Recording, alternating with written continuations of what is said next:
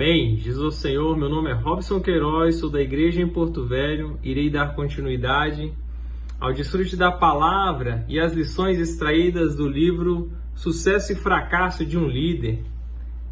E irei falar do capítulo 2, cujo tema é Fiéis à Palavra e Abertos à Comunhão, Senhor Jesus. O capítulo 2 começa falando da velhice de Davi e do desejo de Adonias, o quarto filho de Davi, de ser rei. Isso tudo está em 1 Reis 1. E acontece que Deus estabeleceu uma ordem para a sucessão do trono, né? Sempre do mais velho ao mais novo, e Adonias era o quarto na linha sucessória. O primeiro filho, Amnon, ele cometeu um grave pecado ali, que foi o incesto. E Davi apenas se irou naquela situação e não fez nada. O segundo filho quase não é mencionado na palavra. O terceiro filho, Absalão, ele ficou indignado com aquela situação por Davi não tratar de maneira correta, né? De como deveria tratar aquela situação tão séria, tão grave, e apenas deixar como deixou, né? Se irar e não resolver. Então aquilo fez com que Absalão enchesse de ódio, né? Pelo Davi.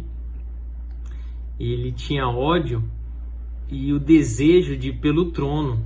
Então aquilo fez com que ele se rebelasse contra Davi, e nessa rebelião ele perdeu a vida. Acontece que, naturalmente, o sucessor seria o quarto filho, que é Adonias, em que é tratado aqui em 1 Reis 1, 5 em diante. Adonias, então, diante daquela situação, sabendo que seria o sucessor natural, se exaltou e se proclamava o rei. Ele preparou toda uma situação para anunciar que seria o sucessor.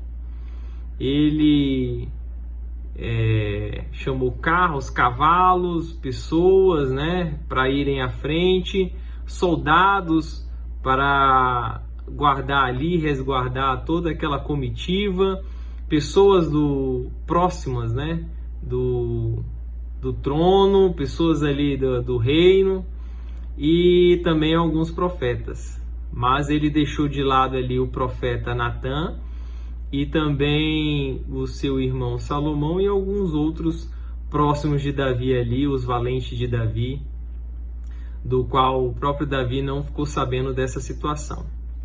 Então Adonias tomou uma atitude precipitada, fazendo com que o próprio Natã, o profeta Natã, que não foi chamado, tomasse uma atitude também, ainda que natural, mas ele tomou uma atitude de chamar Batseba, mãe de Salomão, para que ela pudesse ter comunhão com Davi e explicasse tudo aquilo que estava acontecendo, né?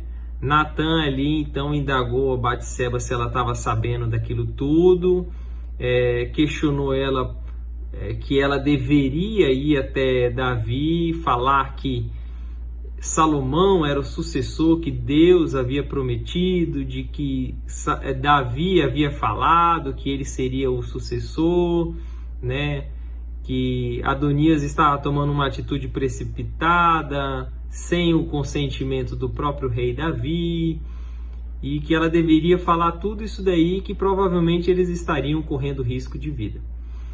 Após Natã falar tudo isso, ele falou que iria reforçar tudo isso nessa comunhão. Então, aconteceu, Batseba foi até o rei, teve a comunhão, explicou tudo aquilo que havia falado, Natã reforçou tudo aquilo. E após a comunhão, Davi tomou uma atitude que resolveu aquele problema. Qual foi a atitude de Davi?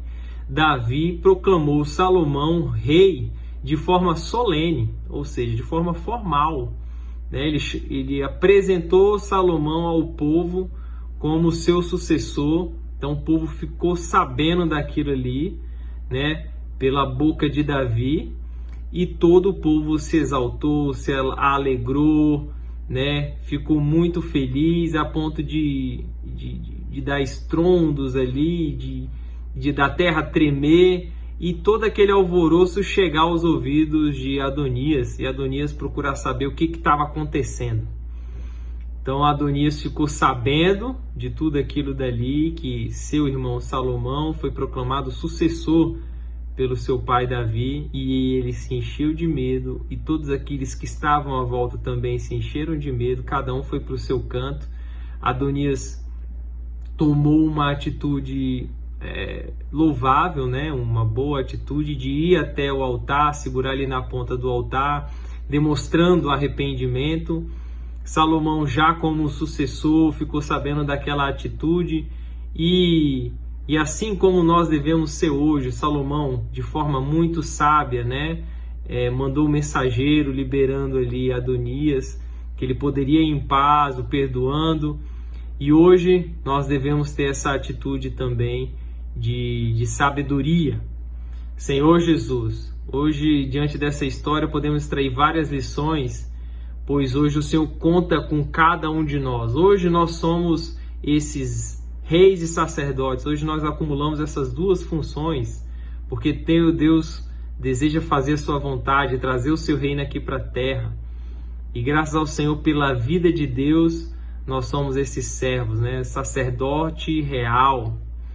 Senhor, nação santa, graças ao Senhor. Então, precisamos tomar atitudes que fazem a vontade do Senhor, não mais atitudes naturais.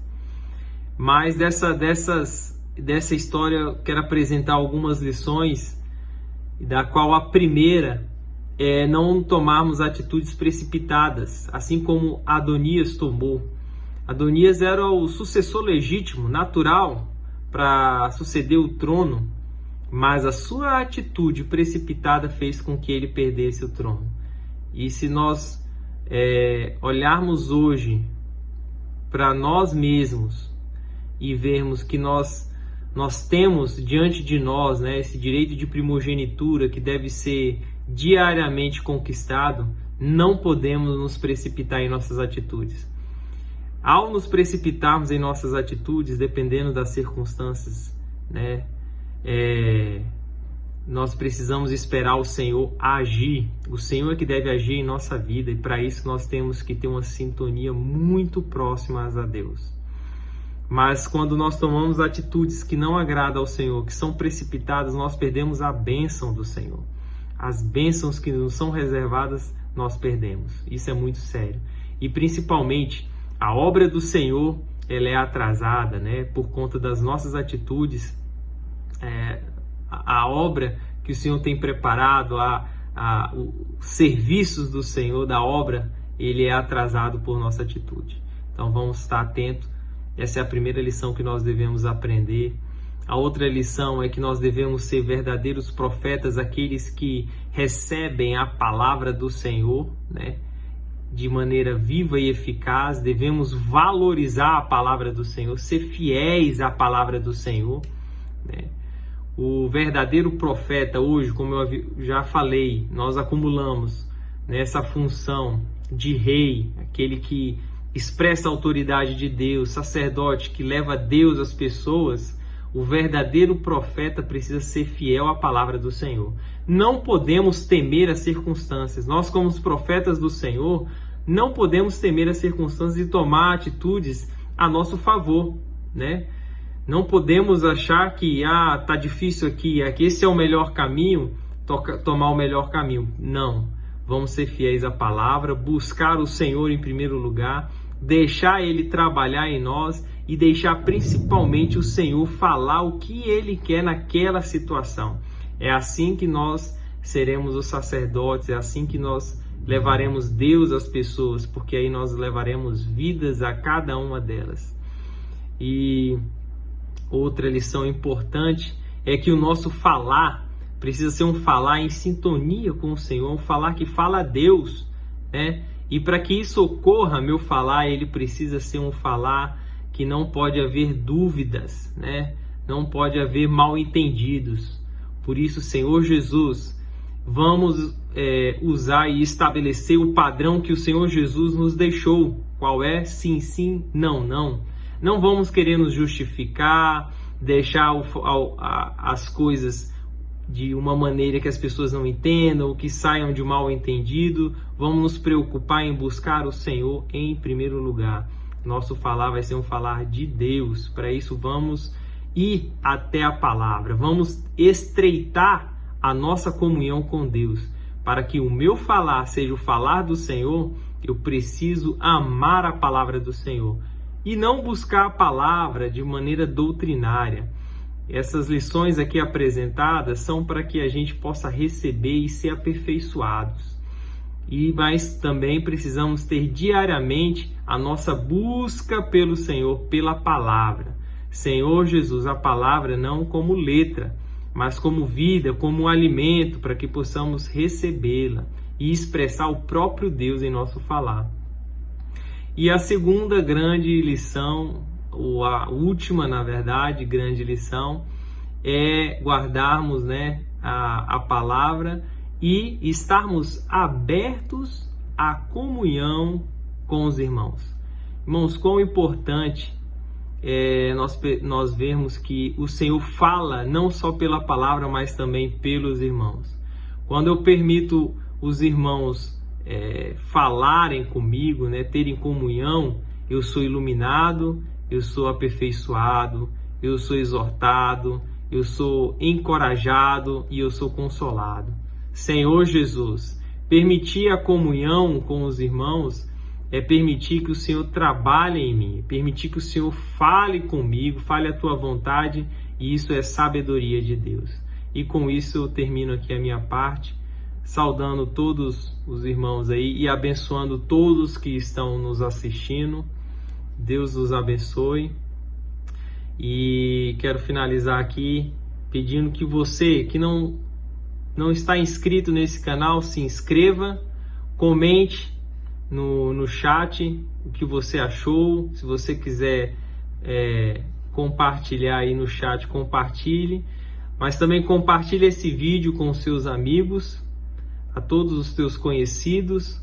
Essa é uma palavra de bênção, de ajuda. E também peço que você deixe aí o seu like, ative o sininho para as notificações e receba essa palavra de bênção na sua vida. Jesus é o Senhor.